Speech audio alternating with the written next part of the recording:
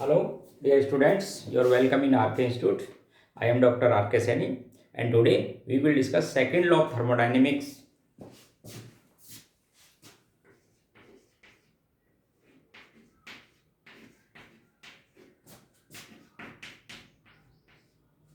Second law of thermodynamics. Their general statement.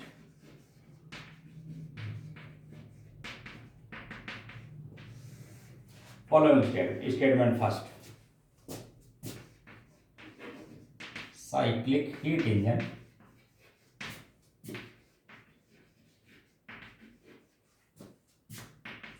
is not possible in a single temperature. In a single temperature. It mean cyclic heat engine किसी एक temperature पर possible नहीं है. Second statement, heat energy is not completely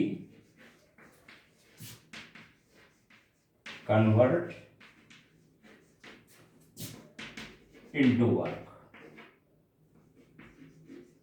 means heat energy को completely 100% work energy में convert नहीं किया जा सकता. इन दोनों स्टेटमेंट्स को मैं आफ्टर थोड़ी देर बाद कुछ इसको एक्सप्लेन करूंगा.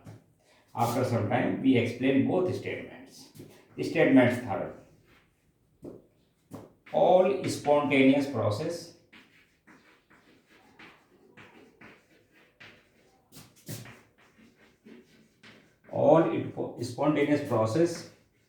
are irreversible.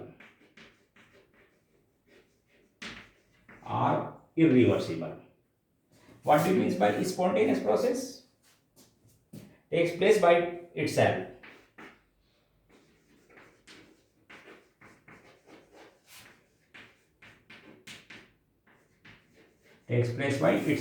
Are known as spontaneous process, and irreversible processes are one directional process या unidirectional process tend to move one direction.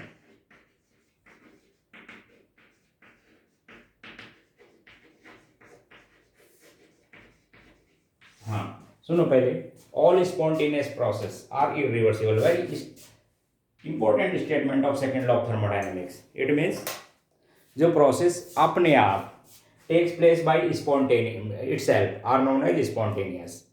और ऐसे स्पॉन्टेनियस प्रोसेस ऑलवेज कैसे होते हैं? इरिवर्सिबल. इरिवर्सिबल का मतलब एक ही डायरेक्शन में चलते रहते हैं. फॉर एग्जांपल देखो इसको ध्यान से. For example flow of water from higher altitude to lower altitude. अपने आप ऐसा नहीं हो सकता कि flow of water from lower altitude to higher altitude by itself. कर सकते हैं, वो अलग बात है, with the help of pump. And hence flow of water from higher altitude to lower altitude is a spontaneous process as well as irreversible. Another example, flow of heat from hot particle into cold particle is a spontaneous process. ये particle hot particle, ये cold particle, इनको रख दिया मैंने contact में एक दूसरे के. Flow of heat from hot particle into cold particle is spontaneous process. Means hot particle से कोल्ड पार्टिकल में जो हीट का फ्लो है वो अपने आप होता रहता है. ऐसा नहीं हो सकता कि कोल्ड पार्टिकल से हॉट पार्टिकल की ओर हीट का फ्लो अपने आप हो जाए. For example suppose we take equal weight of iron particles. 50 gram iron particle, it is hot particle, its temperature is 100 degree centigrade, and another same amount iron particle 0 degree centigrade. They placed together in adiabatic container.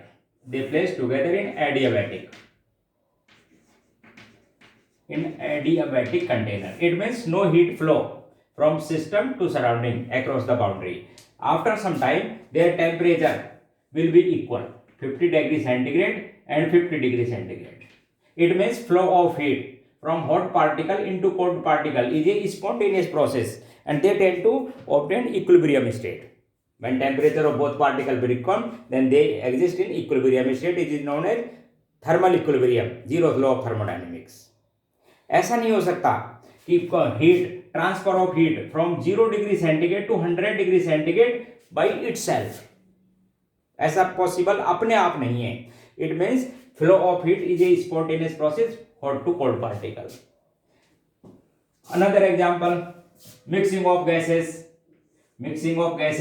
spontaneous process. For example, this container contain A type gas and container B contain B type gas. After removal of the slit, both gases are mixed to each other. It is also spontaneous process. ऐसा नहीं हो सकता कि इस mixer में से दोनों gases अपने आप सेपरेट हो जाए।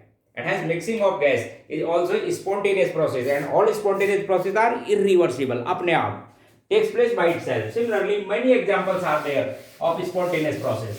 For example,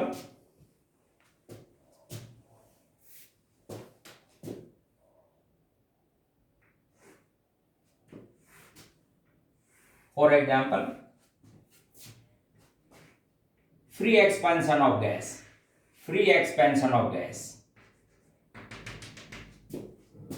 Where pressure is zero, means vacuum, and gas present under pressure.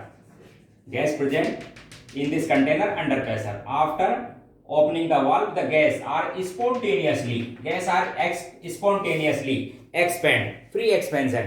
It is also spontaneous process or irreversible. ऐसा नहीं हो सकता कि इस कंटेनर में से गैस अपने आप अंडर प्रेशर चली जाए, impossible. And as these are the examples, some examples of spontaneous process. Another statement of second law of thermodynamics.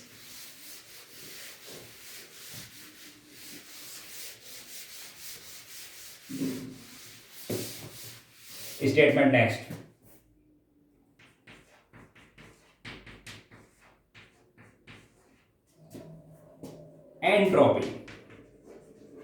Entropy of universe.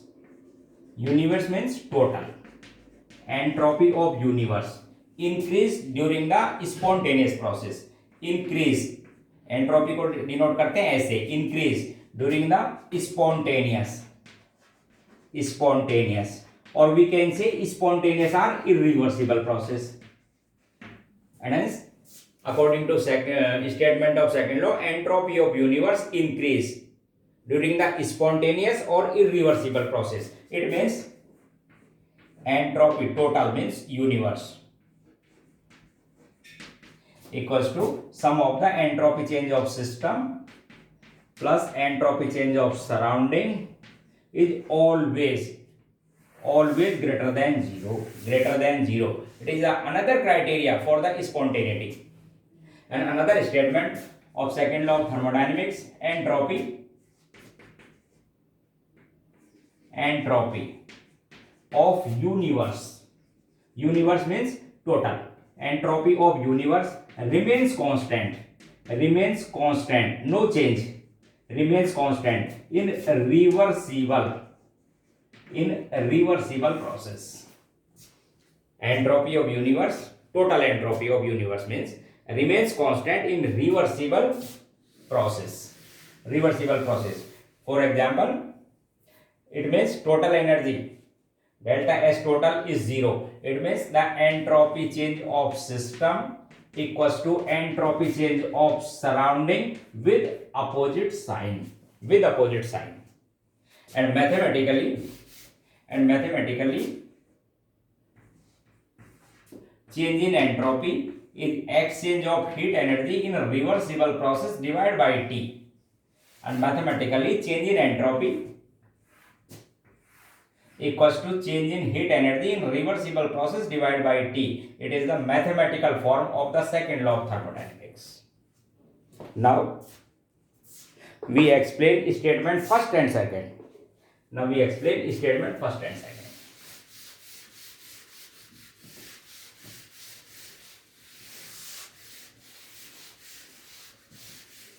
Remember statement first?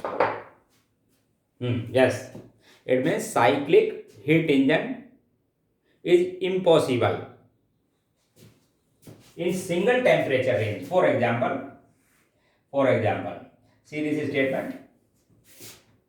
It is pressure of gas and it is the volume. Suppose it is a cyclic process in which heat engine do work. Suppose this point is A and point is B, and it is a cyclic process. Temperature, suppose temperature remains constant. Suppose temperature remains constant, means one temperature range. Ideal gas, we taking ideal gas in the system. In isochoric process, the temperature remains constant, therefore their change in internal energy is zero. It means heat energy equals to work energy during the process. See, point first to B, where expansion takes place.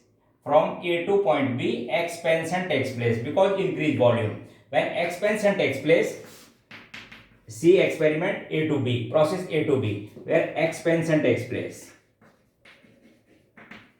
In case of expansion, we take a negative sign of work, and hence sign of Q is positive. It means gas or system absorb heat energy. It means system absorb heat energy during process A to B. During the process A to B. Now we consider further path B to A. B to A. It is compression. B to A. It is compression.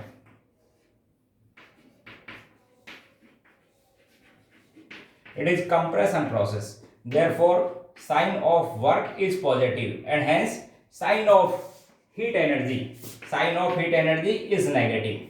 Sign of heat energy is negative. It means during process B to A, system must be lost heat energy, and for loss of the heat energy, it required low temperature than this T.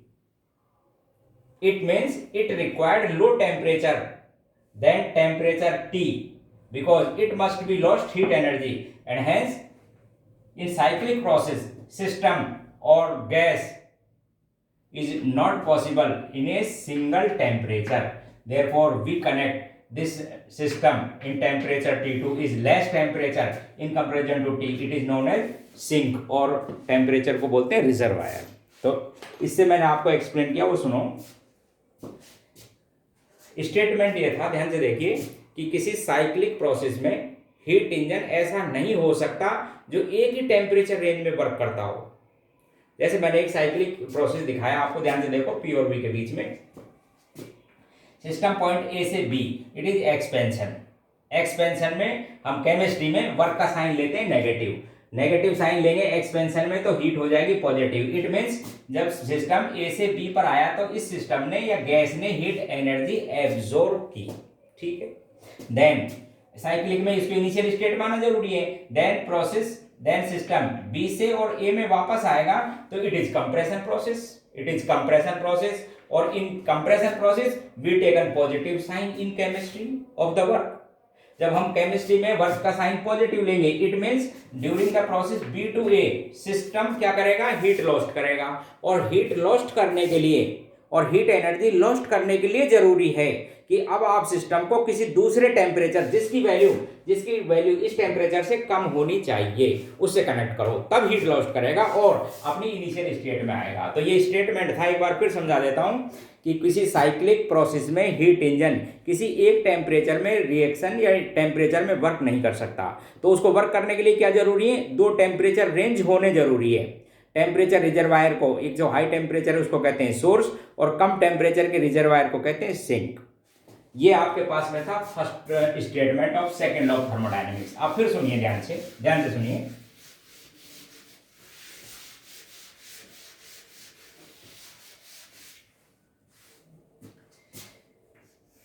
तो ये है आपके पास में temperature T1, high temperature है. इस पर मैंने heat engine को, ये मेरे पास में कोई साइक्लिक हीट इंजन है, इसको कनेक्ट कर रखा है. इससे सपोज ये Q1 हीट एब्जॉर्ब करता है, ये इससे एब्जॉर्ब करता है एब्जॉर्ब हीट एनर्जी Q1. इसके बाद में इसको इनिशियल स्टेट में आने के लिए, अभी मैंने थोड़ी देर पहले आपको एक्सप्लेन कर दिया, इसको रिवर्स स्टेट में यानी इनिशियल स्टेट में साइक्लिक प्रोसेस में आने के लिए, इनिशियल स्टेट में आने के लिए आप इसको लो टेम्परेचर के रिजर्वायर से कनेक्ट करेंगे, जिस पर क्या करेगा, ये हीट लॉस्ट करेगा, जिस पे ये हीट एब्जॉर्ब थी, ये हीट क्या कर देगा, ये लॉस्ट करेगा, जिसका टेम्परेचर कम होना चाहिए। इसको कहते हैं आप सिंक और इसको कहते हैं आप सोर्स। सोर्स एंड सिंक के बीच में आप इसको कनेक्ट कर देंगे, where temperature of T2, temperature of sink is less than temperature of T1. In this process, it is cyclic process, therefore change in internal energy is zero. It means heat energy equals to work energy of the system, where heat total given heat Q and reject heat Q2. Therefore some part, therefore Q1 minus Q2. This amount of heat energy change into the work.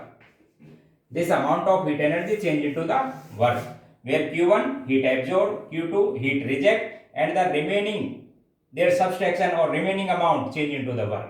And the efficiency of heat engine is work done by the heat engine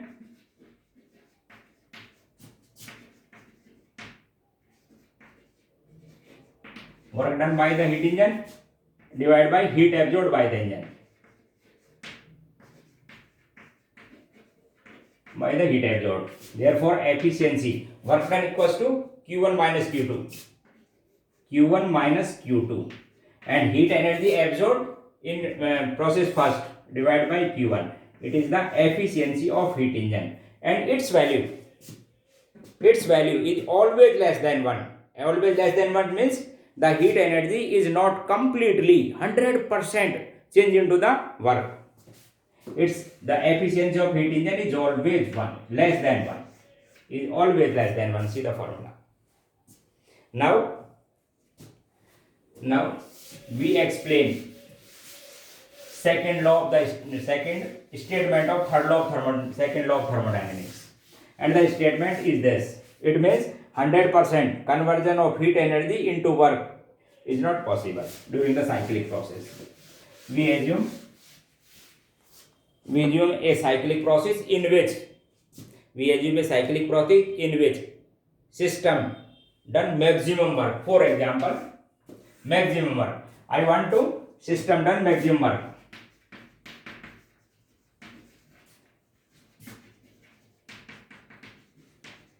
maximum work हम क्या चाहते हैं, एक ऐसा heat engine select करेंगे जिसमें system क्या काम करता हो, मैक्सिमम वर्क करता हो। तो देखो एक बार आपने बहुत से स्टैंडर्ड फॉर्मूले देखे वर्क के, for example isothermal, isobaric, isochoric, इसी तरह से adiabatic, following type of graph are their standard फॉर्मूले में, isobaric, isochoric, isothermal and adiabatic, इस तरह के कुछ प्रोसेस थे। तो मैक्सिमम वर्क मिलता है आपको किसके अंदर, आइसोबारिक में, मैक्सिमम एरिया। तो we select isobaric process. When isobaric process is select, then it associate, ध्यान से देखिए, then it associated with isochoric process, and when isochoric process the engine does not work, stop. ध्यान से देखो, इस जगह वर्क ही नहीं होगा। आइसोकोरिक का means volume remains constant, no work takes place, तो इंजन काम करना बंद कर देगा। इसलिए मैं मैक्सिमम वर्क करने के लिए ऐसा साइक्लिक इंजन सेलेक्ट नहीं कर सकता जिसमें कोई आइसोकोरिक प्रोसेस हो। और आइसोकोरिक प्रोसेस किसके साथ एसोसिएट होता है, आइसोबारिक के, इन केस ऑफ साइक्लिक, नहीं तो रिवर्स नहीं होगा। ये ग्राफ है आपके पास। तो मैं एक दूसरा इंजन सेलेक्ट कर रहा हूं जिसमें मैक्सिमम वर्क बनता हो। एक बार वापस देख लीजिए, मैं सपोज आइसोबारिक लेता हूं क्योंकि आइसोबारिक में मुझे पता है मैक्सिमम वर्क होता है, और आइसोबारिक प्रोसेस को लेके मैं रिवर्स ले आता हूं इसको, यानी क्या कर लेता हूं इसको साइक्लिक में। तो मुझे क्या कनेक्ट करना पड़ेगा, इसको कोई आइसोकोरिक प्रोसेस कनेक्ट करना पड़ेगा। और आइसोकोरिक का मतलब वॉल्यूम कांस्टेंट रहेगा, और वॉल्यूम में जब एक्सपेंशन कंप्रेशन नहीं होगा, नो वर्क, सिस्टम काम करना बंद कर देगा। तो हीट इंजन वर्क ही नहीं करेगा यदि आपने आइसोकोरिक प्रोसेस या आइसोकोरिक स्टेप सेलेक्ट कर लिया तो। इसलिए ये हीट इंजन सही नहीं। तो इसी तरह से बहुत से हमने एक्सपेरिमेंट किए। उसके बाद में कार्नोट ने एक हीट इंजन सजेस्ट किया, जिसको अपन कार्नोट हीट इंजन भी कहते हैं, कार्नोट हीट इंजन। उसके अंदर क्या थे देखो एक बार ध्यान से, उसमें कुछ इस तरह के स्टेप्स थे।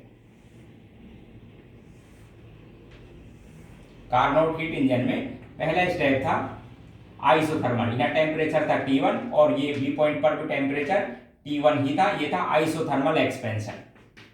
पॉइंट ए पर आइसोथर्मल एक्सपेंशन मीन्स वर्क हुआ, ये बी पॉइंट से, और point C it is also expansion, particularly adiabatic expansion.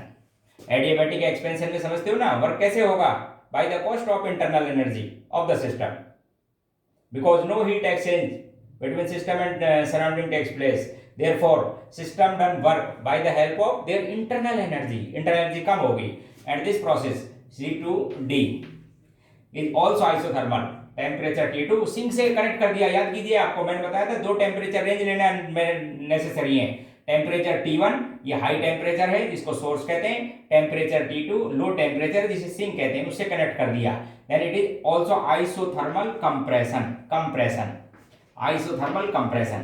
And the fourth step at D2A is also adiabatic compression or adiabatic compression। यदि हम total entropy की बात करते हैं, एक बार देखिए ध्यान से, तो डेल्टा एस टोटल की मैं बात करता हूं, तो इसमें 4 प्रोसेस हो गए, delta S of A B process, delta S of B C process plus delta S of CD process plus change in entropy of DA process. Now, in process AB, isothermal reversible process.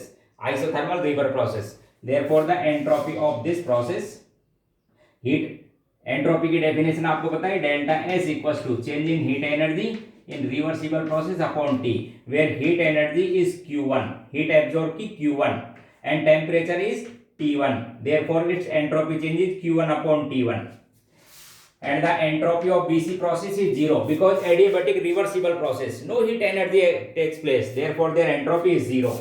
In process CD, isothermal compression where system lost Q2 heat and temperature T2, therefore its entropy is minus Q2 upon T2 because it lost heat energy, and the entropy change of DA process is also adiabatic reversible process is also 0. Or we know that reversible process, the total entropy change of the universe remains constant, and hence Q1 upon T1 equals to Q2 upon T2 in overall Carnot cycle. Putting the value of Q2 in efficiency of heat engine, the efficiency of heat engine is Q1 minus Q2 upon Q1, or we can say 1 minus Q2 upon Q1. Putting the value of Q2 in this equation, therefore efficiency of heat engine is also T1, put करेंगे value को T1 minus T2 upon T1।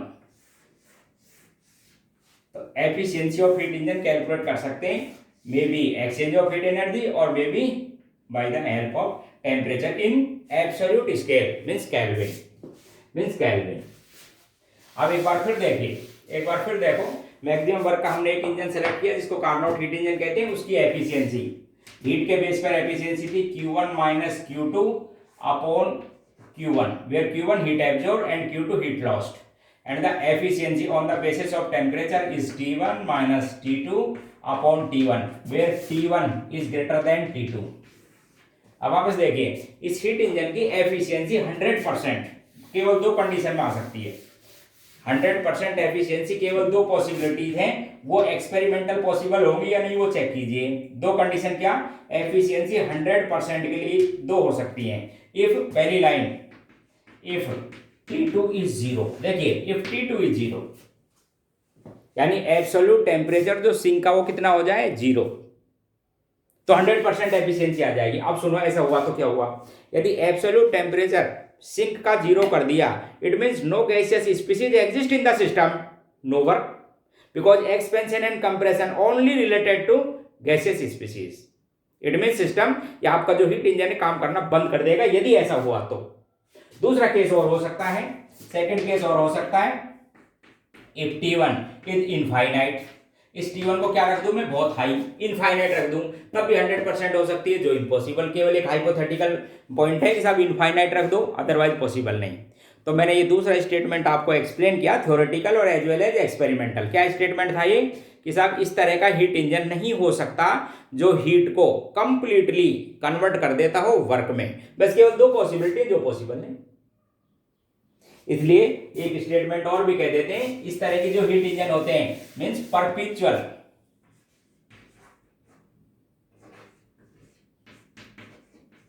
Perpetual heat engine are impossible. Perpetual मतलब समझते हो, perform work continuously without absorption of heat energy.